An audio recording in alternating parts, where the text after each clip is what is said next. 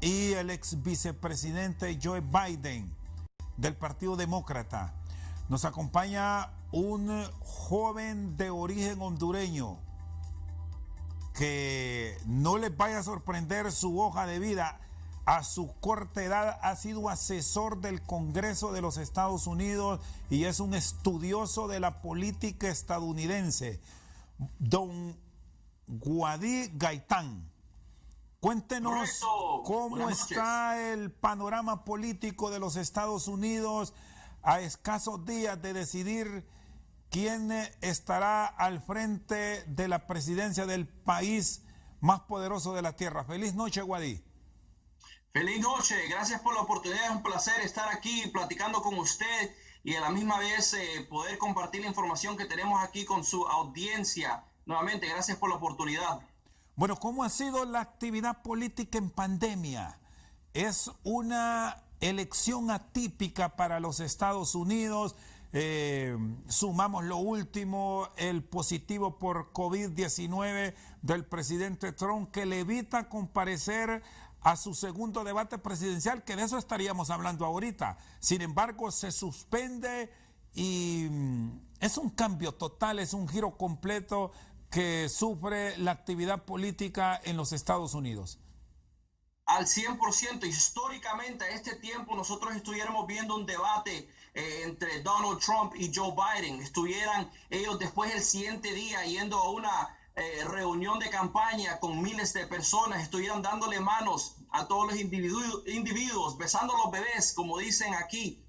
Ha cambiado completamente el estilo y el cómo pueden los candidatos llevar su mensaje al pueblo. Ha limitado en gran manera a los estados y a las campañas y eventos que ellos pueden hacer. Y también ha cambiado el tema. Al principio de este año, Estados Unidos estaba experimentando una de las mejores economías que hemos tenido en el pasado. El desempleo estaba bien bajo, los ingresos estaban subiendo, las bolsas de valores habían grandes ganancias, pero el tema ha cambiado ahora a hablar del cuidado de salud y la economía, lo que ha requerido que los candidatos sean muy detallados de cómo ellos van a poder recuperar nuestra economía y asegurarse que el pueblo tenga acceso al cuidado de salud. Entonces, está muy correcto en decir que ha cambiado la trayectoria y los planes de todos estos candidatos y en 18 días vamos a ver cuáles son esos resultados. A hoy, Guadí, ¿cuál es el partido, el candidato más golpeado por el tema de economía y salud? ¿Quién ha sacado más provecho frente a los acontecimientos que vive la principal potencia del mundo abocada a un proceso electoral el próximo 3 de noviembre? Sí, el impacto más grande yo creo que ha sido el presidente Donald Trump. Históricamente, un presidente puede ir en el año electoral a hablar de todos sus logros, puede hablar de que cómo él ha crecido la economía, cómo lo que ha hecho para el pueblo. Y mucha gente opina que Donald Trump al principio de año está en una muy buena posición para ganar un segundo término como presidente. Pero la pandemia completamente cambió la trayectoria de nuestra economía y ahora el presidente Donald Trump está en la defensa. Él tiene que defender todas las acciones que tomó, el cerrar las fronteras para que no entre el extranjero por COVID, el cerrar varias industrias. El americano ahora está, algunos trabajando de casa o algunos están desempleados. Él tiene que defender el proceso de los exámenes de COVID, tiene que defender varias cosas. En un tiempo donde él probablemente iba a estar en la ofensiva, hablando de sus logros, él está más en la defensa. Esto le da un poquito de ventaja a Joe Biden, que no tiene que defender el último año. Él no tiene que hablar de lo que él hubiera o de lo que él hizo. Él puede hablar de lo que hubiera hecho y él no tiene que defender ningún récord en este año. Pero para ser honesto, mucha gente opina que Donald Trump tiene la ventaja que él no es un político historialmente. Él apenas lleva 4 años como presidente o 3-4 años como presidente, más que Joe Biden lleva 47 años en la política como senador y también como vicepresidente. Entonces la pandemia, yo creo que aunque le da un poquito de ventaja a Joe Biden, al final del día Donald Trump está haciendo lo mejor que él puede para hablar de cómo es de beneficio para él. Bueno, de momento, Guadí, las encuestas de opinión pública, los sondeos que se están realizando en todo Estados Unidos están mostrando una ventaja para el candidato demócrata Joe Biden.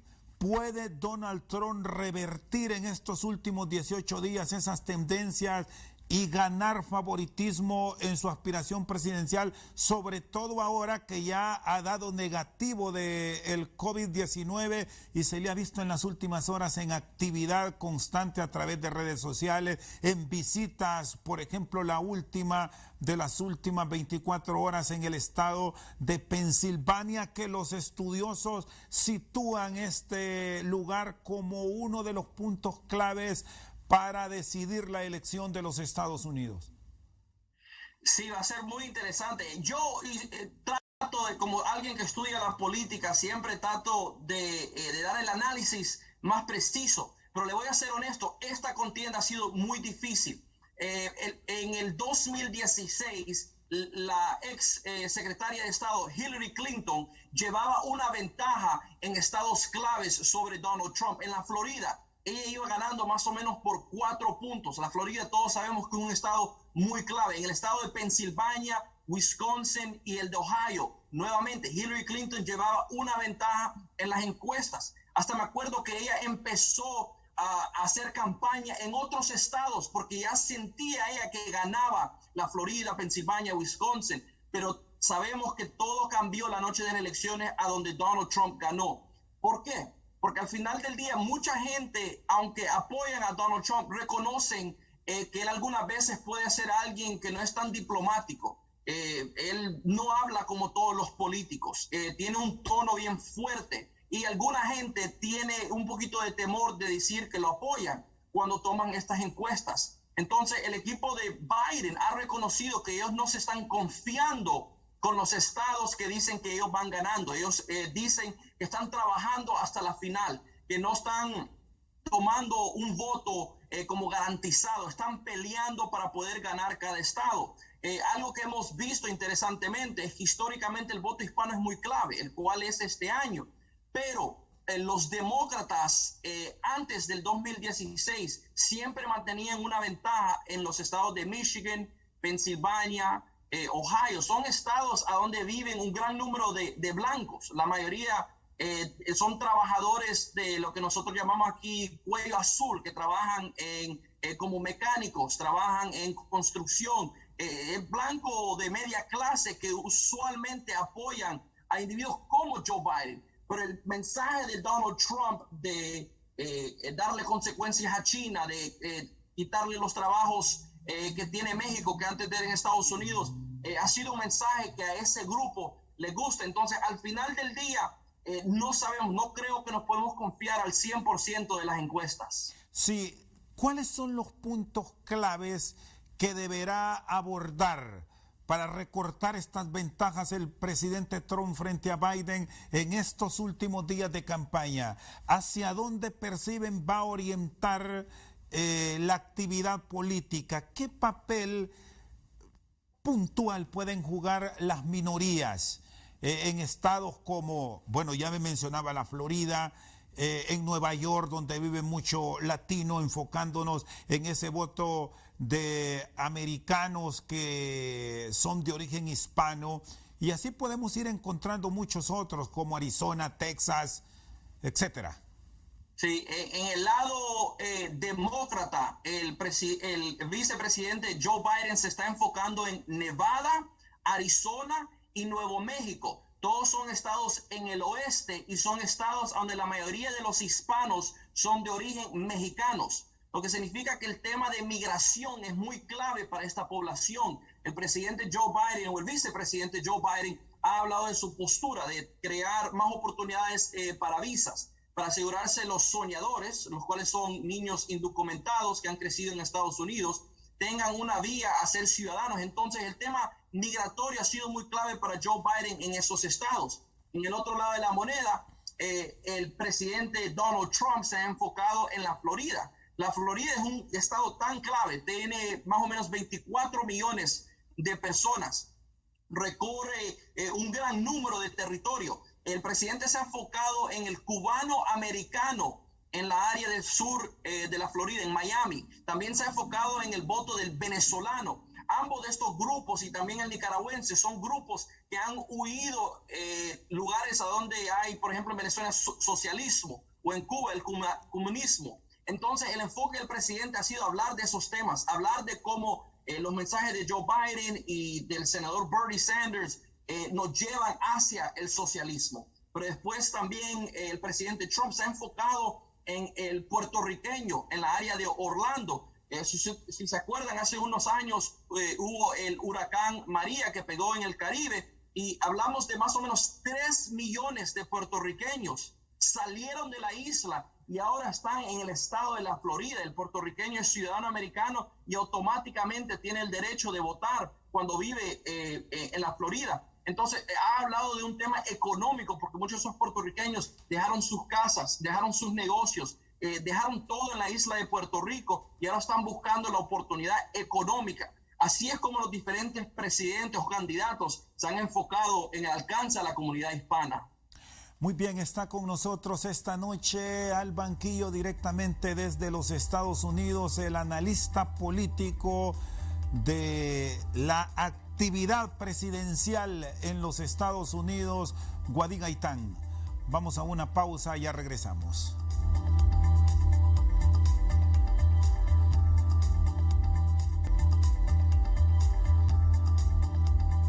Seguimos al banquillo, nos acompaña el analista político Guadí Gaitán.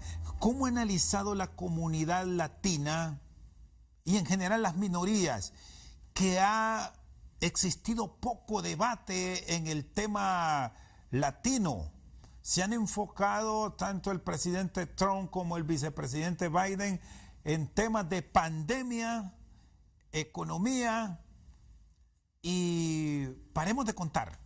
0 para América Latina, 0 para otros países con enorme presencia de ciudadanos en suelo estadounidense que también votarán. Otros ya lo hicieron, Guadí. Sí, es verdad. El ser que estamos viviendo una pandemia, el tema del cuidado de salud y la economía ha ahogado el tiempo y le ha quitado la oportunidad a los candidatos de enfocarse en temas, por ejemplo, el TPS. O lo que es el comercio con con América Latina, con México, Centroamérica, Honduras, lo que sabemos que hay bastante exportación e importación, algo muy importante para nuestra economía. Pero los presidentes, especialmente en la tarima nacional, se han enfocado en esos temas de la economía y el cuidado de salud. Pero al final del día, cuando estos candidatos van a los estados y visitan comunidades específicas, sí han tenido... se han puesto en posiciones donde tienen que hablar de estos temas. Por ejemplo, en Miami, como mencioné anteriormente, con la comunidad nicaragüense, venezolana y cubana americana, han hablado bastante del tema del socialismo y también de Nicolás Maduro y las diferentes relaciones que tiene Estados Unidos con Cuba y Venezuela.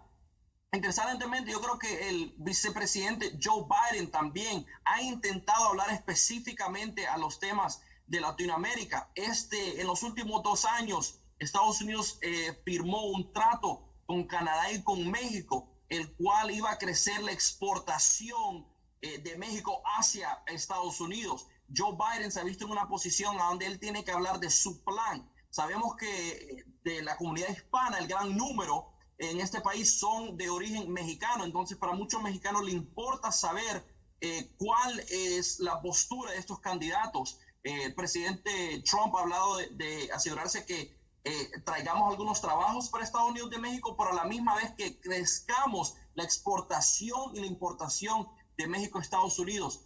Voy a hablar de otro grupo, una minoría que no son hispanos, pero el grupo afroamericano es la segunda minoría más grande en Estados Unidos, y el tema de gran importancia que hemos visto para este grupo es la igualdad y hablar de lo que es la injusticia racial, un tema que ha sido al centro en el tiempo de junio, julio y agosto, pero que no se ha hablado tanto ahora. Los presidentes o los candidatos presidenciales cuando van a estas comunidades sí hablan de su postura. Entonces, no se escucha a nivel nacional, pero localmente sí se escucha un poquito más específico de estos candidatos. ¿Qué tanto va a pesar este tema, ya que lo plantea Wadí, sobre todo en estados como Georgia, donde hay una gran cantidad de afroamericanos, en el mismo estado de Nueva York, donde encontramos una población muy fuerte, en el distrito de Columbia, para citar algunos lugares puntuales? El hecho de que, por un lado, se señala por parte de los demócratas las acciones del presidente Trump pidiendo y asegurando que la ley se va a respetar. ¿Será tan decisivo ese voto afroamericano en los estados de alta presencia, o al final las decisiones pasan por el voto del anglosajón?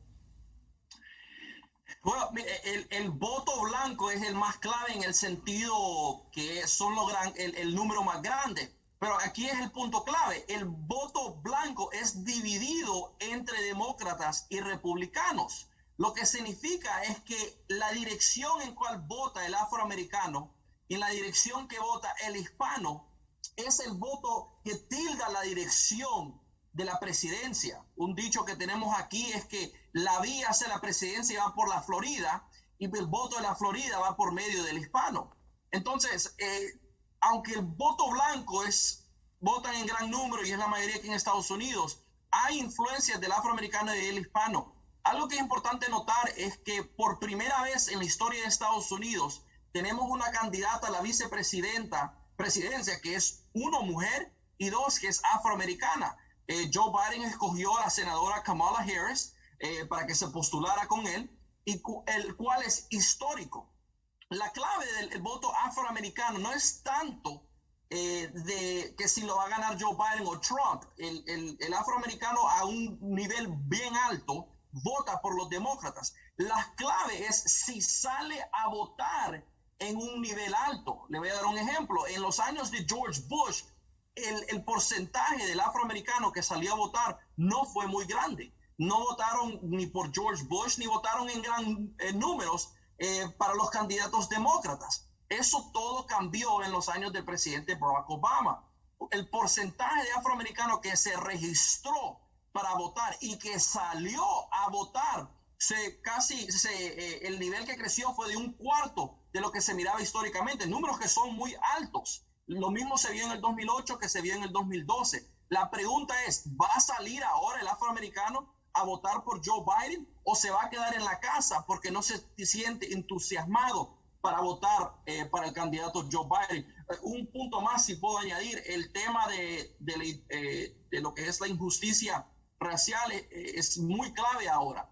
Y es muy difícil porque aunque el demócrata ha sido un poquito más vocal en esa área, lo ha hecho a costo del apoyo de lo que es la policía.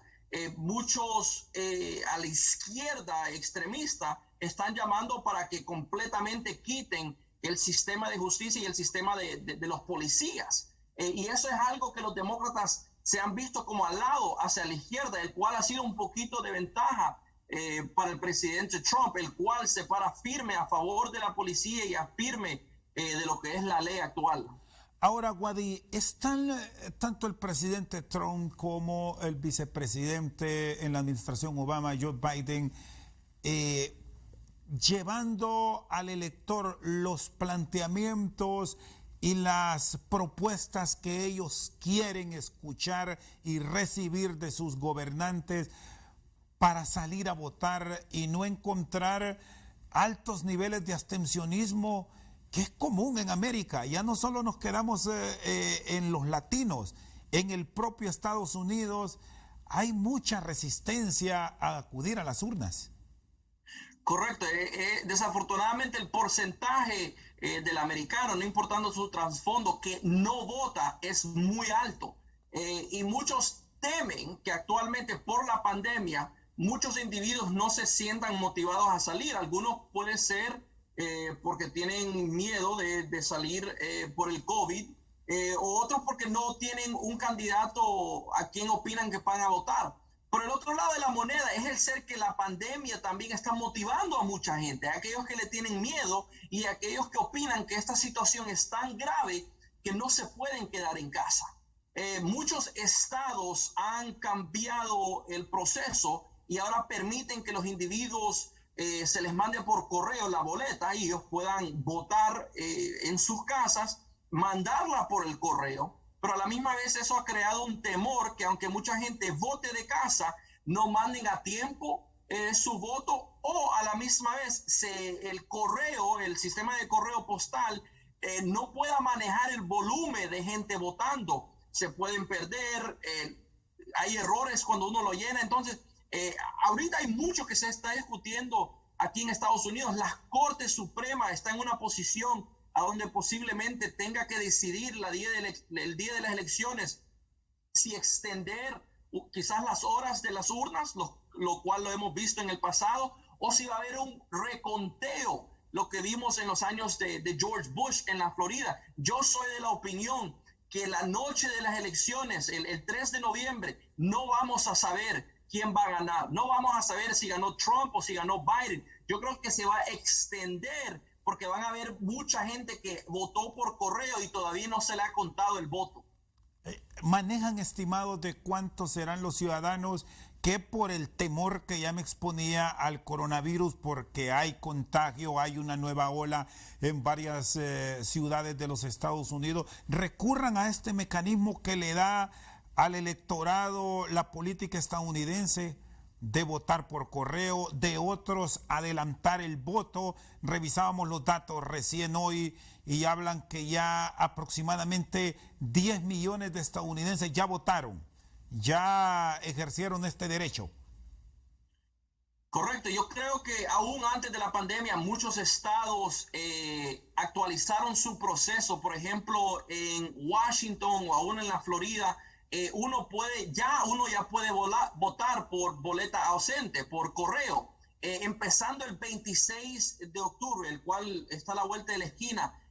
Yo creo que si no me equivoco, el 80% de los estados tienen votación en anticipación, lo que significa que usted puede ir a votar en persona, en anticipación, el cual mucho estadounidense ahora está tomando ventajas porque no hay filas largas y se puede votar de lunes a domingo de 7 de la mañana a 7 de la tarde. Pero hay muchos estadounidenses que le gusta votar el día de las elecciones y hay algunos estados que tienen restricciones que uno solo puede votar el día de las elecciones. Ahora, aproximadamente 27 estados cambiaron su proceso solo por la pandemia, el cual muchos han dicho que es algo que ha motivado a mucha gente para votar. No tengo la última encuesta de cuál es el entusiasmo de estadounidense o cuántos estadounidenses no están motivados para votar. Yo creo que los recursos se han enfocado en otras áreas y no tenemos esos datos.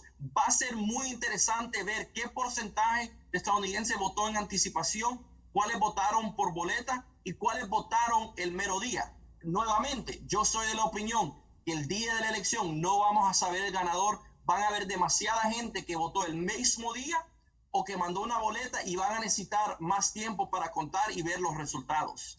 Está con nosotros esta noche al banquillo el analista político estadounidense Wadi Gaitán. Vamos a una pausa, ya regresamos.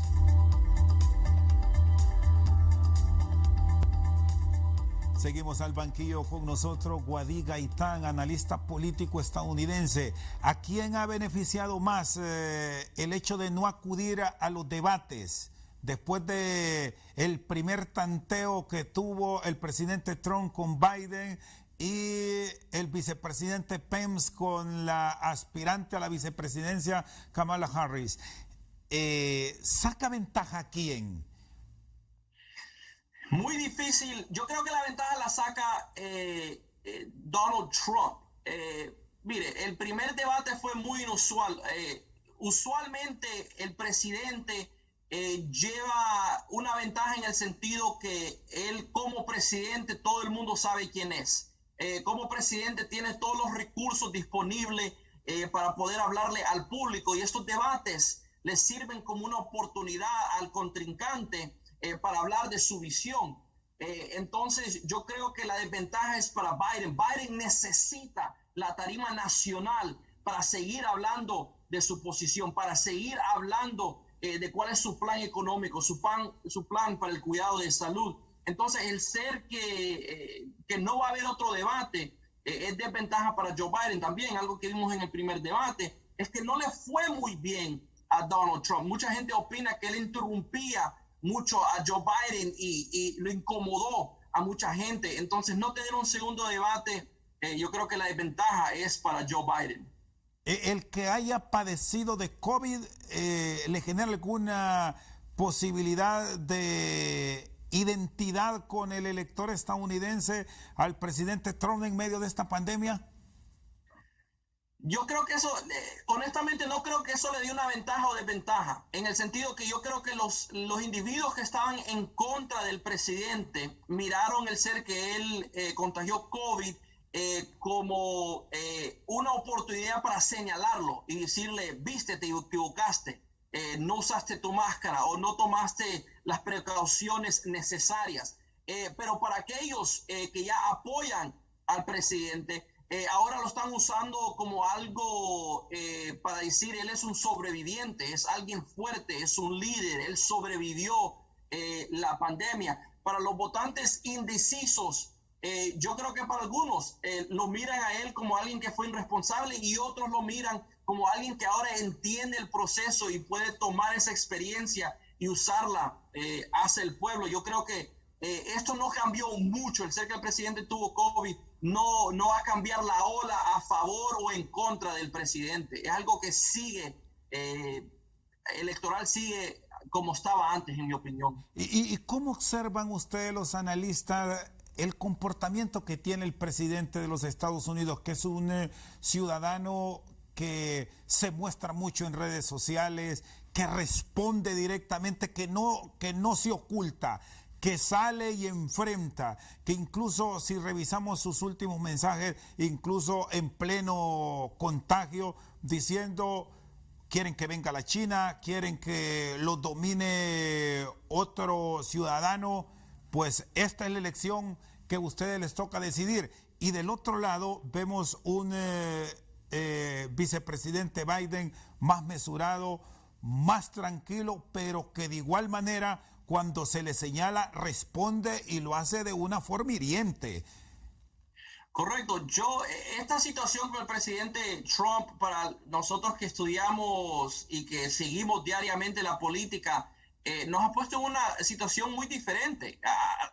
Es importante reconocer que aunque el tono del presidente puede ser muy fuerte, aunque él muchas veces no es diplomático, no es, por ejemplo, como el presidente Obama, que es reconocido por alguien que da discursos que trae emoción, él lee cada palabra del discurso. El presidente Trump no, él es reconocido más bien que aunque él tiene el discurso ahí en mano, él empieza a hablar de lo que a él al momento desea hablar. Mucha gente lo mira como negativo, no lo miran a él como alguien que en la tarima internacional y global no es el líder moral y no es el diplomático que muchos ciudadanos quieren. Por el otro lado de la moneda es que mucha gente en Estados Unidos están cansados de los políticos que hacen promesas, políticos que uno ya puede predecir qué es lo que van a decir. Ya saben que ellos tienen algo escrito, que la gente que trabajan por ellos escribieron por ellos. Y más bien ve el ser que el presidente no es, por decir, controlado por sus empleados, no es controlado por otros diplomáticos, lo ven como algo positivo, lo miren como alguien que está quebrando los planes de todos los otros presidentes. Para uno que lo trata de analizar, es muy difícil decir qué es lo que él va a hacer. Es alguien que él, dependiendo en qué lado de la cama se levanta y en qué modo se levanta, es como él va a gobernar ese día. ¿Qué nos depara entonces en estos 18 días? Hay campaña abierta, ya el presidente Trump con su negativo de COVID tiene luz verde para moverse en toda la Unión Americana. ¿Qué visualizan va a pasar del lado del aspirante republicano? Sí, yo creo que cada candidato se va a enfocar en su base. Como estamos ya 18 días, un gran número de gente ya, los demócratas ya han decidido que van a votar por Biden y los republicanos por Trump, pero es asegurarse que esos individuos salgan a votar. Entonces vamos a ver que el presidente Trump se va a enfocar bastante en el sur, en la área de Carolina del Norte, en la área de Atlanta, Alabama, Texas, estados a donde hay bastante votante republicano, porque él quiere asegurarse que el republicano no se quede en casa, que no se olvide mandar su boleta. Entonces va a ser reforzar su base y tratar de ganar unos cuantos votos. Si pueden, lo mismo los demócratas se van a enfocar en asegurarse que en lugares como Nevada, en lugares como Michigan y Wisconsin, que ellos puedan asegurarse que su base, los demócratas, salgan a votar. Pero a la misma vez yo creo que ambos candidatos van a hacer un último empujo para aquellos que están indecisos, aquellos que no saben si van a apoyar a Biden o a Trump, y ellos van a hacer un enfoque en lo que es la economía y el cuidado de salud, los dos temas más claves ahorita durante esta pandemia. ¿Cuál es la principal fortaleza que le ve a ambos candidatos? En su orden, dígame primero el presidente Trump y luego Guadí el señor Joe Biden. Sí, cuando hablamos de los estados, Texas es el estado más clave o es el que tiene más apoyo para el presidente Trump, y para el vicepresidente Joe Biden es California, dos estados muy claves que cargan mucho voto y bastante influencia. Ahora lo que es un poquito diferente aquí es que el voto popular no gana. Entonces el estado de California ya se sabe que va a votar por el demócrata. El estado de Texas ya se sabe que va a votar por Donald Trump. Entonces el enfoque de ambos candidatos es en los estados indecisos, los lugares como Pensilvania, que mencionó usted, lugares como la Florida, Nevada y Arizona, que no son a donde históricamente no se sabe. Un año votaron por George Bush y el otro año ese mismo estado, ese mismo votante votó por Obama y después por Donald Trump. Son lugares indecisos y muy independientes en sus puntos de vista. Muy bien, está con nosotros el analista político estadounidense Guadí Gaitán. Vamos a una pausa y ya regresamos.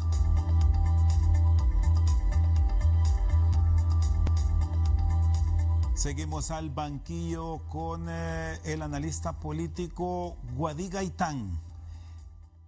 ¿Qué deben esperar en América Latina del nuevo ocupante del Salón Oval? Cambios trascendentales, acciones que muestren una nueva visión hacia América por parte del gobernante estadounidense, ¿o vamos a seguir en lo mismo? Desafortunadamente yo creo que no vamos a escuchar nada nuevo y no vamos a escuchar un enfoque grande en Latinoamérica o en lo que son las economías fuera de Estados Unidos de estos candidatos. Nosotros ahorita estamos viviendo en un desempleo del 10% de la población de Estados Unidos, un número récord, subió hasta el 20%, ha sido bajando por el 10%, es un número que no lo hemos visto en años. Antes de la pandemia, solo el 3% de los estadounidenses estaban sin trabajo. Entonces, el enfoque de los presidentes es la política doméstica.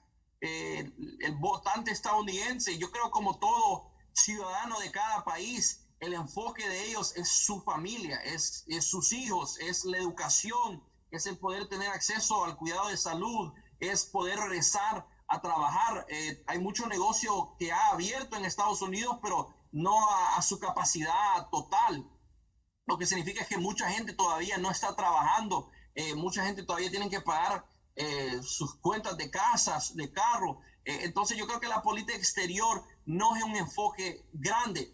Yo creo que después de las elecciones sí se va a escuchar que quien sea el nominado o el candidato que gana a la presidencia va a tener que en ese punto hablar de nuestras comercio con Latinoamérica, nuestro comercio con Asia, porque un gran porcentaje de la economía de Estados Unidos depende de lo que es el mercado global, nuestras exportaciones de comida, nuestra exportación tecnología, disculpe. Entonces, ese tema yo creo que después de las elecciones es que se va a tocar un poquito más. Y algo que es muy clave, yo creo, pero que algo que no se va a escuchar antes del 3 de noviembre. Ahora, Guadí, que en los últimos días de este proceso electoral se esté llegando con ese apoyo económico que brinda el gobierno de los Estados Unidos a sus ciudadanos por el tema de la pandemia y que les está llegando un cheque que lo último que se proyecta es promedio de $1,800 por familia. ¿Puede orientar un tanto la elección? ¿Puede generar cambio de último momento en ese voto indeciso? ¿Cómo lo interpretan? Sí, el debate ahorita existe que si van a renovar lo que son los fondos de ayuda que fueron a las familias. En Estados Unidos, como en muchos países, el bipartidismo es muy difícil. Usualmente los partidos políticos chocan y no trabajan juntos. Pero a mi juicio, yo lo que creo y mucha gente opina es que cuando empezó la pandemia, por primera vez en mucho tiempo vimos que los partidos trabajaron juntos para aprobar estos fondos. Estos fondos se acabaron en agosto, eran solo fondos temporales. El debate ahorita ha sido entre los demócratas y los republicanos. Y mucha gente opina que no han renovado esos fondos, porque si los demócratas aprueban lo que hacen los republicanos, opinan que eso va a ser de gran ventaja para el presidente Trump. Le va a dar una oportunidad al presidente decir que los nuevos fondos aprobados es por el liderazgo de él, y los republicanos lo mismo. No le quieren ceder la victoria a los demócratas, porque los demócratas van a decir que por ellos y por Joe Biden es que se vienen estos fondos, algo que es muy lamentable, porque todo este debate es a costo de la necesidad que tiene el ciudadano americano, necesidades grandes que están viviendo muchas familias. El presidente Trump ya ha dicho que él opina que la misma semana después de las elecciones, ya sabiendo nosotros los resultados, que van ellos a poder llegar a un acuerdo a donde aprueben otro rondo de fondos, uno para las empresas, fondos para las empresas que necesitan pagarles a sus empleados y seguir vivo su negocio. Segundo, fondos para hospitales y para centros médicos. Y tercero, fondos que van directamente a familias y a ciudadanos americanos que tienen un número social, un cheque más o menos entre $1,200, $1,800. Entonces yo opino que es el tema no impactar los siguientes 18 días, pero sí va a impactar ya después de las elecciones. Y la elección de la nueva nominada a la Corte Suprema de Justicia, que debemos decir es un cargo vitalicio, y si bien son hombres y mujeres del foro estadounidense intachables, no se les puede quitar ese corazón político que tienen, y es de línea republicana. ¿Puede radicalizar esto aún más, esa división entre los dos colosos de la política americana? Yo quiero ser optimista, disculpa si me equivoco en la palabra. Yo soy positivo en el pensar que no va a cambiar demasiado. Una ventaja de Amy Coney Barrett, que es la nominada actual, es que ella ha sido jueza los últimos años. Lo que significa es que sí tenemos un récord por cuál basarnos, y algo que muchos que han estudiado su posición opina que ella no usa mucho su perspectiva personal en juzgar. Hay un poquito de temor en la área de cuidado de salud, porque el plan pasado por la presidencia de Obama, reconocido como el Obamacare, el siguiente año tiene un caso en frente de la corte. Pero hemos visto que jueces, por ejemplo, John Roberts, que fue nominado por un presidente republicano, falló en favor de una legislación demócrata. Los jueces tienen que ser imparciales, y yo opino que ella, similar a otros jueces que han sido nominados por demócratas o republicanos, pueden poner al lado su opinión personal y tratar de enfocarse en lo que es la ley y la constitución de nuestro país. Guadí, hay también, más allá de la elección del nuevo presidente de los Estados Unidos, en juego curules en el Congreso de los Estados Unidos, hay escaños en juego del Senado, que en algunos estados estén figuras de origen latino o de otras minorías. ¿Qué tanto puede orientar los votos en este proceso electoral del próximo 3 de noviembre? Sí, muy clave, porque en Estados Unidos y en otros países el presidente no tiene el poder de escribir la ley. Es muy poderoso en cómo implementa la ley, pero no la puede escribir. El presidente depende del Congreso, de la Cámara Baja, donde están los congresistas, y también de los senadores en la Cámara Alta, de trabajar juntos para escribir la ley, aprobar la ley y después mandarla al presidente. Actualmente los demócratas mantienen la mayoría en la Cámara Baja y en el Senado están los republicanos con la mayoría. Muchos opinan que existe la posibilidad de que el 3 de noviembre cambie el liderazgo republicano y que ganen los demócratas en el Senado, lo cual sería, el resultado sería que los demócratas tuvieran una mayoría en todo el Congreso. Entonces el presidente no va a tener la opción, pero de trabajar con los demócratas, porque ellos van a tener el poder del lápiz, que dicen, el poder de escribir las leyes. Entonces un enfoque grande ahorita en las campañas son en los estados, por ejemplo, de Colorado, el estado de la Carolina del Norte y el estado de Texas, a donde actualmente hay republicanos que sirven en el Senado, pero su reelección está en peligro porque los demócratas han montado una contienda muy competitiva y ambos candidatos van hombro a hombro. El 3 de noviembre aquí en Estados Unidos no solo vamos a estar viendo la presidencia, pero vamos a estar viendo si el Senado va a quedar en el poder de los republicanos o si se va a transferir al poder de los demócratas. Bueno, estamos cerrando, Guadil, y agradezco su tiempo. En el caso de esta elección en los Estados Unidos para el próximo cuatrienio, ¿vendrá la anhelada reforma migratoria? ¿Se dará el beneficio a los soñadores? Que para el caso de Honduras, que estamos bajo un TPS, se dé una legalización para estos ciudadanos? ¿O son temas estos difíciles para tanto el presidente Trump como Biden abordarlos directamente porque tendrá que ir al Congreso y al Senado? Sí, yo creo que no importando quién gana, los siguientes 4 años yo creo que van a ser mejores para la comunidad hispana y también para el tema específicamente de migración. Porque si gana Trump, él ya no tiene otra reelección. Él puede tomar un riesgo más alto en temas que no son quizás populares con la base de él. Muchos opinan que en sus segundos 4 años él va a ser más favorable a los Dreamers, va a ser más favorable a la comunidad migratoria. Él, cuando era hombre de negocio, ha tenido muchos inmigrantes que han trabajado con él, ha hecho mucho negocio en el exterior. Entonces, muchos opinan que puede ser de favor en el tema migratorio.